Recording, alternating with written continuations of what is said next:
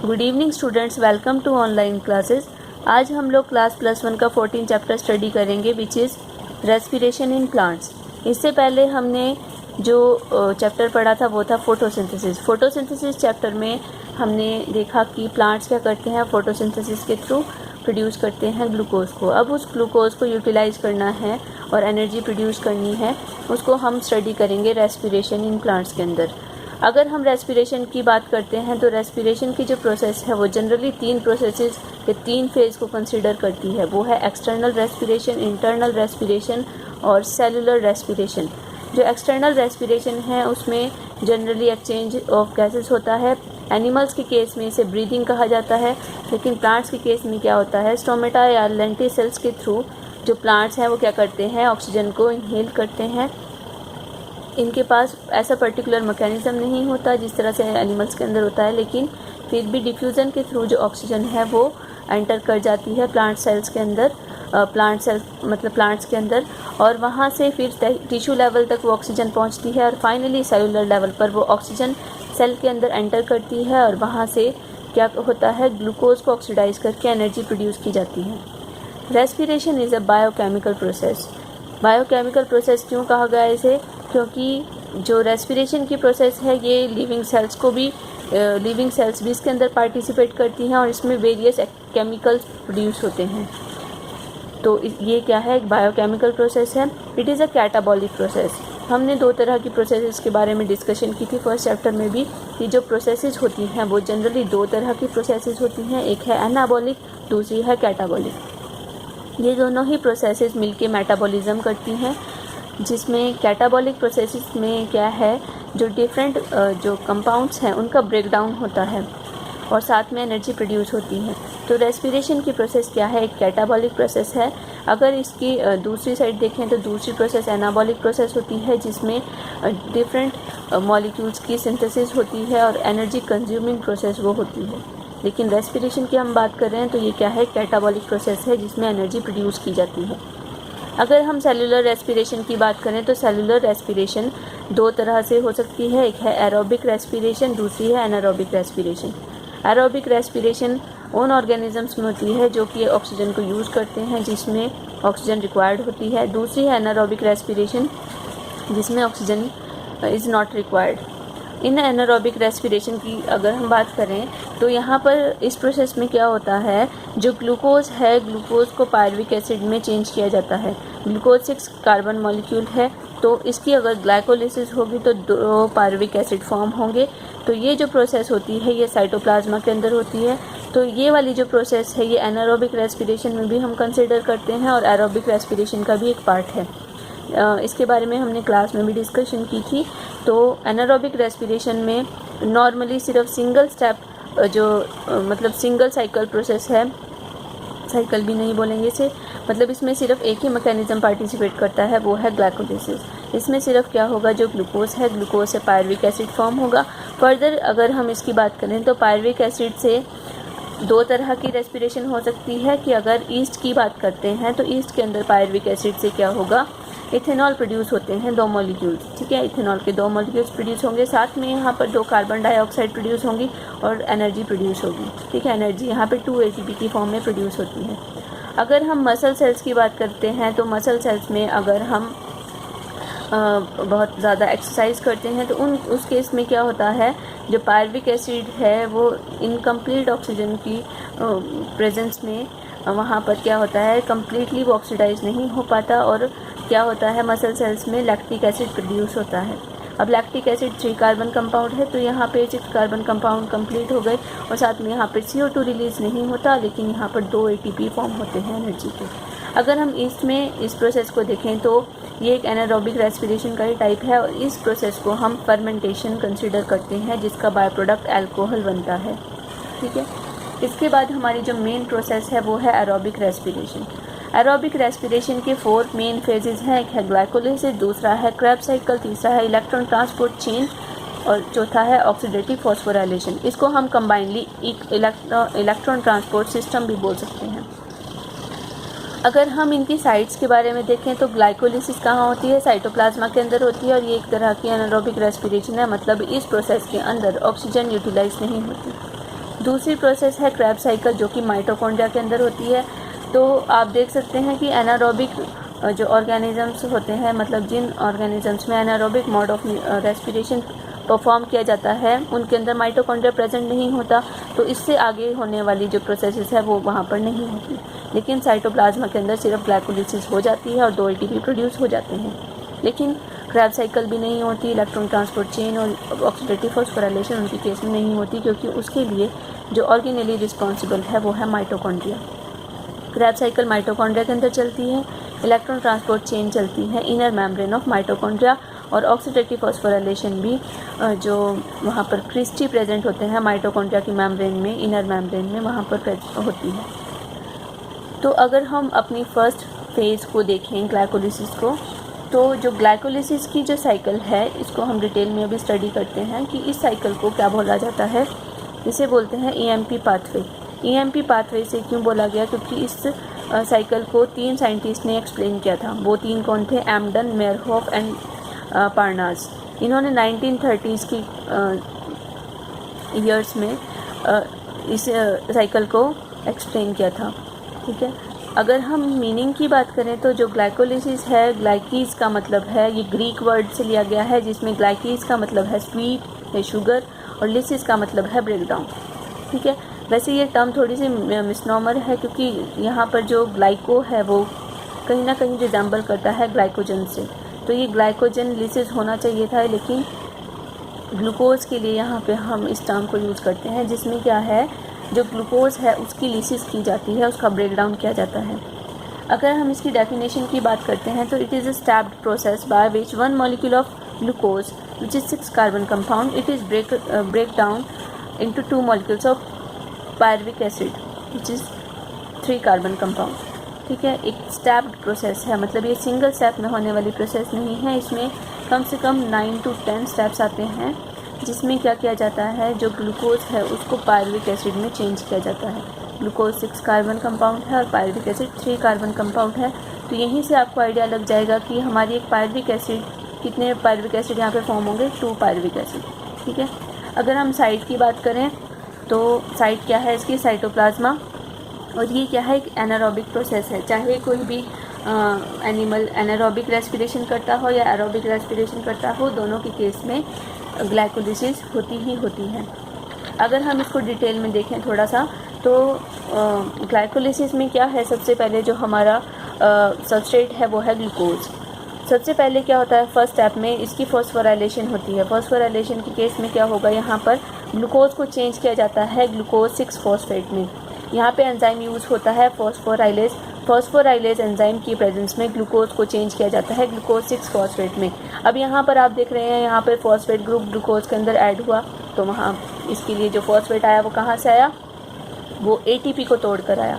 तो यहाँ पर ATP को तोड़ा जाता है, उसको ADP में चेंज किया जाता है। यहाँ से जो फॉस्फेट ग्रुप रिलीज़ हुआ, इस फॉस्फेट ग्रुप को ऐड कर दिया जाता है ग्लूकोज के साथ और ग्लूकोज 6 फॉस्फेट बन जाता है। तो ये फर्स्ट स्टेप है फॉस्फोराइलेशन। दूसरे केस में ग्लूकोज 6 फॉस्फेट को चेंज किया जाता है फ्रक्टोज 6 फॉस्फेट में। आपको पता है ग्लूकोज और फ्रक्टोज का फॉर्मूला, केमिकल फार्मूला सेम होता है लेकिन स्ट्रक्चर डिफरेंट होता है। तो ये दोनों क्या हैं? आइसोमर्स हैं। इस तरह के जो कंपाउंड्स होते हैं जिनका केमिकल फार्मूला सेम हो लेकिन स्ट्रक्चर डिफरेंट होता है, प्रॉपर्टीज़ डिफरेंट होती हैं, तो उन्हें आइसोमर्स बोला जाता है। तो ग्लूकोज 6 फॉस्फेट को आइसोमरेज एंजाइम की प्रेजेंस में चेंज किया जाएगा फ्रक्टोज 6 फॉस्फेट में। तो यहाँ पे आइसोमराइजेशन हुई। फिर फर्दर क्या होगा, फ्रक्टोज 6 फॉस्फेट को फ्रक्टोज 1,6 डायफॉस्फेट में चेंज किया गया। अब यहाँ पर एक और फॉस्फेट ऐड हुआ, तो फॉस्फेट कहाँ से आया? ATP को तोड़कर। ATP से यहाँ पर ADP फॉर्म हो जाता है और यहाँ पे जो फॉस्फेट रिलीज हुआ उसको हम फ्रक्टोज में ऐड कर देते हैं। तो 6 पोजीशन पे पहले था, तो नया जो जो फॉस्फेट ग्रुप आया वो फर्स्ट पोजीशन पर ऐड हो जाएगा। ठीक है, तो यहाँ पर फ्रक्टोज 1,6 बायफॉस्फेट या डायफॉस्फेट फॉर्म हो जाता है। फिर फर्दर क्या है, इसकी क्लीवेज होती है। यहाँ पे 2 कंपाउंड्स बनते हैं in the presence of enzyme aldolase. एक है डायहाइड्रोक्सी एसीटोन फॉस्फेट। इन सब ये जो सारे कंपाउंड्स यहाँ पे फॉर्म हो रहे हैं आपने केल्विन साइकिल में पढ़े हैं, लेकिन वहाँ पर नीचे की तरफ तो बने थे, लेकिन जो ग्लाइकोलिसिस है वो उल्टी है। ठीक है, तो आपको याद रखने में और भी ज़्यादा आसानी होगी। डायहाइड्रोक्सी एसीटोन फॉस्फेट बना, डायहाइड्रोक्सी एसीटोन फॉस्फेट और साथ में 3 फॉस्फोग्लिसरल्डिहाइड, 2 कंपाउंड्स यहाँ पर फॉर्म होते हैं। ये कैसे हैं? इंटर कन्वर्टिबल कंपाउंड्स हैं, ये इसमें चेंज हो सकता है, ये इसमें चेंज हो सकता है। तो फाइनली क्या होता है, इसके ही 2 मॉलिक्यूल्स फॉर्म हो जाते हैं 3 फॉस्फोग्लिसरल्डिहाइड के, ठीक है। तो एक साइकिल तो इसकी चलती है और डाइहाइड्रोक्सी एसीटोन फॉस्फेट भी 3 फॉस्फोग्लिसरल्डिहाइड में चेंज हो जाता है और इसकी भी फर्दर आगे जो साइकिल है वो चलती है। तो आगे साइकिल में क्या है, अब इसको मैं 2 से यहाँ मल्टीप्लाई कर रही हूँ, मतलब यहाँ पे जो हमारे पास 3 फॉस्फोग्लिसरल्डिहाइड है उसके 2 मॉलिक्यूल्स हैं, ठीक है। अब 2 मॉलिक्यूल्स हो गए इसके। अब इस स्टेप में क्या होगा, फॉस्फोराइलेशन भी होगी और डीहाइड्रोजिनेशन भी होगी। अब तक आपने देखा कि पिछले केसेस में फॉस्फोराइलेशन हुई, एटीपी को तोड़ के यहाँ पे फॉस्फेट ग्रुप रिलीज़ करके ऐड किया गया। अब यहाँ पर जो फॉस्फेट ग्रुप ऐड होगा, अब यहाँ पे देख रहे हैं आप 3 फॉस्फोग्लिसरल्डिहाइड है, उससे हमने उसको चेंज किया 1,3 डाइफॉस्फोग्लिसरेट या ग्लिसरिक एसिड में, ठीक है। एल्डिहाइड से यहाँ पे एसिड बन गया और यहाँ पर 2 फॉस्फेट ऐड हुए। यहाँ पर अब फॉस्फेट कहाँ से आए, 2 मॉलिक्यूल्स हैं तो 2 फॉस्फेट यूज़ हुए, एक में एक और एक में एक, ठीक है। अब यहाँ पर जो फॉस्फेट आए वो एटीपी को तोड़कर नहीं आए, अब यहाँ पे फॉस्फोरिक एसिड को तोड़कर जो फॉस्फेट ग्रुप है वो यहाँ पर ऐड हो जाते हैं। तो एक तरह से इनऑर्गेनिक मॉलिक्यूल को तोड़कर फॉस्फेट रिलीज हुए और इसको यहाँ पे यूटिलाइज किया गया in the presence of enzyme dehydrogenase. अब डीहाइड्रोजिनेज का क्या रोल है यहाँ पर, जब इसमें हमने यहाँ पर डिहाइड्रोजिनेशन भी हुई, यहाँ से जो हाइड्रोजन था उसको भी रिमूव किया गया और साथ में उसको ऐड कर दिया गया NAD में। NAD क्या है, निकोटिनामाइड एडेनिन डाइन्यूक्लियोटाइड में, ठीक है। तो इसके अंदर NADH2 यहाँ पर हमारे पास फॉर्म हो गया, ठीक है। तो इस सिंगल प्रोसेस में फॉस्फोराइलेशन भी हुई, फॉस्फेट ग्रुप भी ऐड हुए, साथ में डिहाइड्रोजिनेशन भी हुई, यहाँ पर हाइड्रोजन भी रिमूव हुए, ठीक है। अब नेक्स्ट स्टेप में क्या होगा, 1,3 डाइफॉस्फोग्लिसरिक एसिड को अब चेंज किया 3 फॉस्फोग्लिसरिक एसिड में। अब यहाँ तक की जो प्रोसेस थी उस केस में आपने देखा कि ATP यहाँ पे यूज़ हो रहे हैं, लेकिन इसके बाद की प्रोसेस में क्या होगा, ATP फॉर्म होंगे। 1,3 डाइफॉस्फोग्लिसरिक एसिड को चेंज कर दिया गया 3 फॉस्फोग्लिसरिक एसिड में, ठीक है। अब यहाँ से मतलब फॉस्फेट ग्रुप रिमूव हुआ, वो फॉस्फेट कहाँ ऐड हो जाएंगे, यहाँ पे 2 ADP के साथ फॉस्फेट ऐड हो जाएंगे और क्या बन जाएंगे, 2 ATP।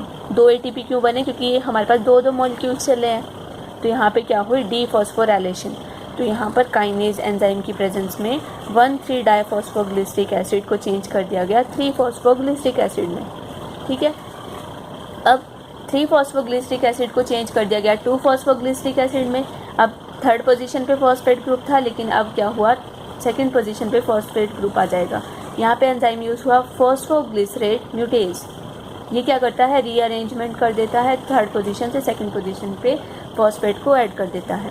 अब नेक्स्ट स्टेप में क्या हुआ, डिहाइड्रेशन हुई। डिहाइड्रेशन में यहाँ से वाटर मॉलिक्यूल रिलीज़ हो गया।